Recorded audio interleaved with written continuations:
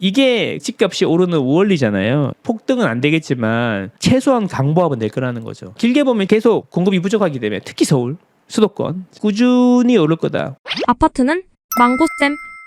요거가 중요한 겁니다. 건설 카르텔이 뭘 했길래 철근을 안 넣냐 이런 거죠. 발단은 바로 이거였죠. 바로 이거. 무너진 아파트. 금단 신도시에 주차장이 붕괴가 됐어. 알고 봤더니 철근이 30개가 누락이 돼 있었다.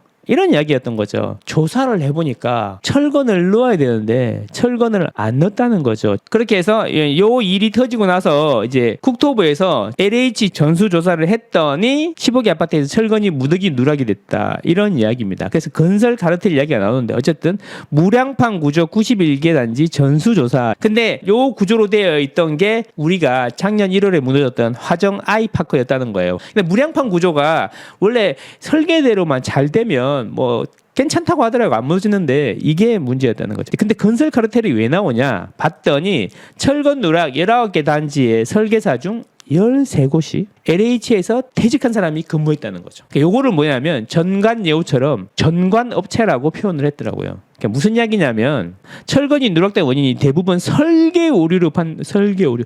업체 선정에 대한 LH의 책임론이 커질 것으로 보인다. LH는 그 신도시 지정할 때도 한번 해먹었었잖아요. 그래서 쇄신하겠다. 라고 했는데 또 이런 일이 벌어졌다는 거죠. 문제가 된 15개 단지 중 13곳의 설계사가 LH 퇴직자들이 현재도 근무 중이거나 오랫동안 대표이사 및 고위급 임원으로 지낸 전관업체였다. 그래서 제대로 됐을 리가 없다. 이런 이야기를 하는 거예요. 자, 보면 광범위한 부실이 일어난 것은 기술 경쟁력이 일어나기 어려운 전관 특혜 발주가 여러 원인 중에 하나다. 뭐냐면 이게 기술력으로 하면은 서로 경쟁하고 서로 잘하려고 노력을 하는데 그게 안 되고 형님 그 업체로 가셨어요?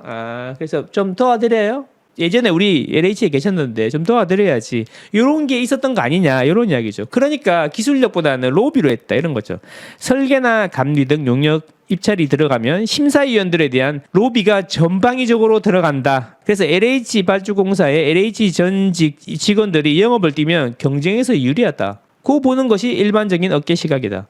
그러니까 설계나 감리를 LH에서 발주를 하는데 그걸 받으려고 전직 LH 직원들이 영업을 발로 뛰니까 당연히 유리하다. 그러니까 기술력보다는 로비로 또 가격으로 이렇게 경쟁을 한다는 거죠. 낮은 가격에 로비로 수주가 되니까 잘 됐을 리가 없다. 그래서 수의계약에서 전관업체가 용역 상당 부분을 가져갔다. 이렇게 보였다. 경실련 이야기입니다.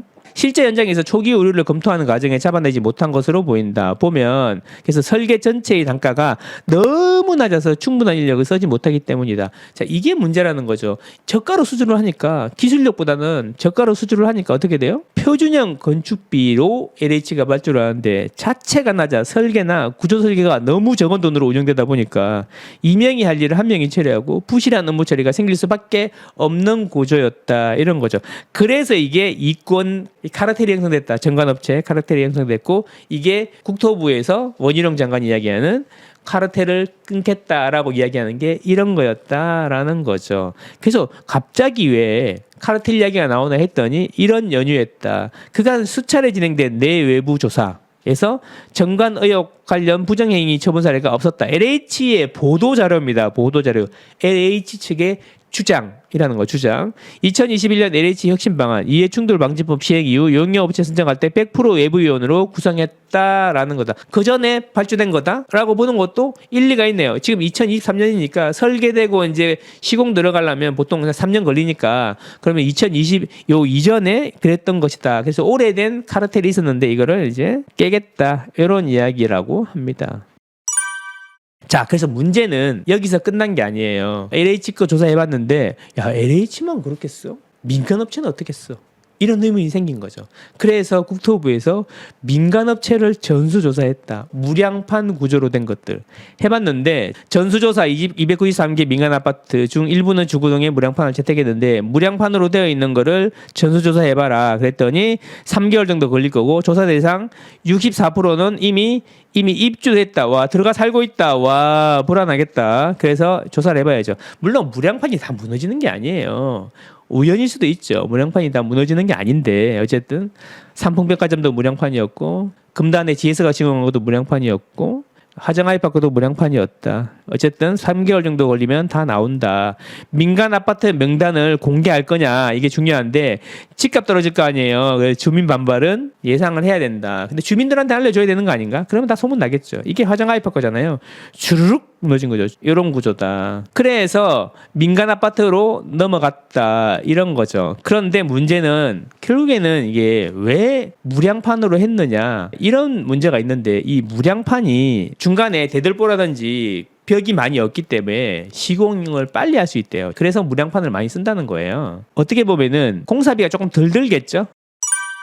지어봤자 돈만 날릴 판 건설사 올스톱. 자, 내년에는 입주 부족으로 임대차 시장 요동칠 가능성이 있다. 정부가 표준 건축비를 현실화하지 않으면 앞으로도 그런 일이 계속 생길 거다. 돈을 너무 적게 해주니까 사람들 2명 할 거를 1명이 하고 철건을 많이 넣어야 될 것도 조금 넣으니까 이게 문제가 발생하는 거 아니냐.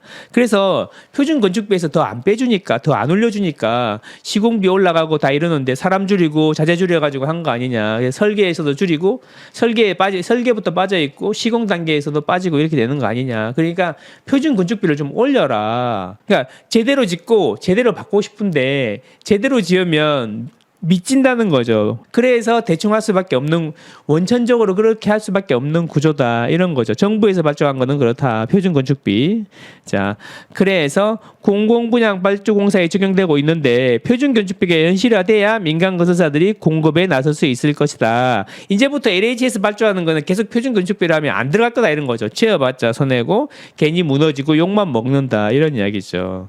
그래서 예를 들면 위례 신도시 A2 6블록 공공임대는 LH가 짓는 게 아니고 이제 발주를 한단 말이에요. 요 표준 건축비를 해갖고 요거 좀 지어주세요. 그러면은 이제 건설사들이 입찰을 해가지고 따낸다는 거죠. 따내는데 잘 아시겠지만 이게 건설업이라는 게 이게 주면 갑이 을한테 주면 을이 하는 게 아니고 을이 또 갑 병, 정 이렇게 계속 하도급에 하면서 중간에 마진을 떼고 해갖고 실제로 시공하는 사람 업체까지 내려가면은 돈이 중간에 이제 위에서 다 떼먹고 나오니까 되게 조금 들어올 거 아니에요. 그럼 어떻게 해요? 뭐 이렇게 자재도 좀 덜 넣어야 돼. 2명이 할 걸 1명 시키고 이렇게 해서 부실이 원천적으로 일어날 수밖에 없다. 이런 이야기를 하는 거예요. 그럼 표준 건축비를 올려주면 되지 않느냐. 막 이런 이야기인 거죠. 이제 표준 건축비 안 올려주면 이렇게 욕을 먹고 막 한번 이제 무너져가 재시공하면은 5천억 더 내라는데 회사가 망하게 생겼잖아요. 그러면 이제 건설사들이 입찰하겠어요. 그죠? 그래서 공급이 더 줄어들 거다. 이런 이야기인 거죠. 중요한 건 여기 보면 중대재해처벌법에 따른 안전관리 비용도 늘어났고요. 지방교육청의 과도한 기부 체납 요구도 있단 말이에요. 지방교육청 깡패야 깡패 거의 깡패 수준이죠. 예, 그래서 막 내놔라, 뭐 학교 내놔라, 뭐 땅 더 내놔라 이런단 말이죠. 왜냐하면 거기서 이제 교육 영역 평가 통과 못하면 진행이 안 되니까 그래서 비용이 계속 발생하는데 중대재해법이나 과도한 기부 체납 요구로 계속 비용이 발생하는데 그 비용을 공사비가 너무 낮게 돼 있으니까 그 전가를 못한다 그런 거죠. 그래서 공급발 인플레이션 임금비 상승이 오고 있는데 이거를 표준 건축비가 너무 낮아서 반영을 못하고 있다. 그러니까 대충 할 수밖에 없다. 그래서 어쨌든 간에 건설사들이 이런 식이라 그러면 집을 못 지으니까 2, 3년 내에 공급 대란이 올 수 있다 이런 거죠. 그래서 3기 신도시 처음 이야기할 때 뭐라 그랬어요? 2025년 6년에 입주한다 그랬잖아. 그러면 이미 사전 분양이 아니라 본 청약을 했어야 되는 거잖아. 2023년에 해야지 3년 뒤니 2025년, 2026년에 들어가잖아요. 근데 2030년이나 돼야 입주 가능하다는 거죠. 항상 그렇지만 신도시 입주는 계획보다 항상 몇 년씩 늦습니다. 어떻게 할 거야? 그래서 수도권엔 커다란 공백이 생길 거다. 입주 공백이. 그리고 내년에는 입주 물량은 역대 최저치가 될 것이다. 이런 이야기예요. 그러면 여러분 어떻게 되겠습니까? 건설사들은 적극적으로 공급에 나서지 않고 입주 물량은 내년 후내년 계속 줄어들고 내년 후내년 아파트 입주 물량은 이미 정해져 버려가지고 바꿀 수도 없어요. 그렇잖아요. 한 번 짓는데 3년 걸리니까 이미 과거에 착공한 거는 다 정해졌잖아요. 그러니까 2024년, 25년, 26년 상반기까지는 아파트 입주 물량이 이미 정해져 있다는 거죠. 근데 이제 그걸 지금 이야기하고 있어. 계속 이야기했잖아요. 우리는 다 알고 있었다. 2, 3년 전에. 그래서 뭔 소리냐면 구조적으로 수도권, 서울은 입주 물량이 부족할 수밖에 없으니 이제 전세가 먼저 오를 거고 전세가 오르면 매매도 따라 오를 거다. 공급 부족이 올 거다. 이런 이야기인 거죠. 그러면 어떻게 되겠습니까, 여러분? 집값이 오르겠죠. 그러면 이제 지금까지 얘기했던 역전세 문제는 정부에서 해결해 줬으니까 이제 역전세 문제는 크게 영향을 못 줄 거고, 그다음에 순간순간 금매 나오는 정도가 될 건데, 그리고 금리 문제잖아요. 금리의 문제는 이제 상수로 바뀌었죠. 뭐냐면 금리가 이제 안정권화에 들어갔잖아요. 박스권화에 들어갔잖아요. 그러니까 금리는 상수가 돼버렸어요. 그런데 공급이 급감해요. 그러면 집값은 어떻게 되겠습니까?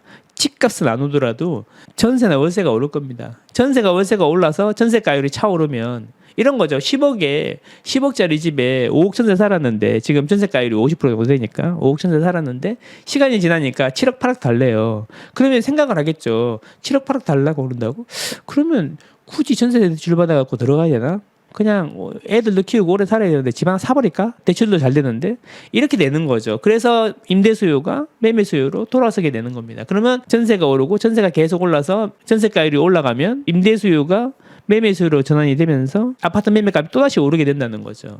이게 그 집값이 오르는 원리잖아요. 이 원리인데 이게 집값 자체가 높기 때문에 이게 옛날 2021년 20년, 22년처럼 폭등은 안 되겠지만 최소한 강보합은 될 거라는 거죠. 여러분 사세요 집.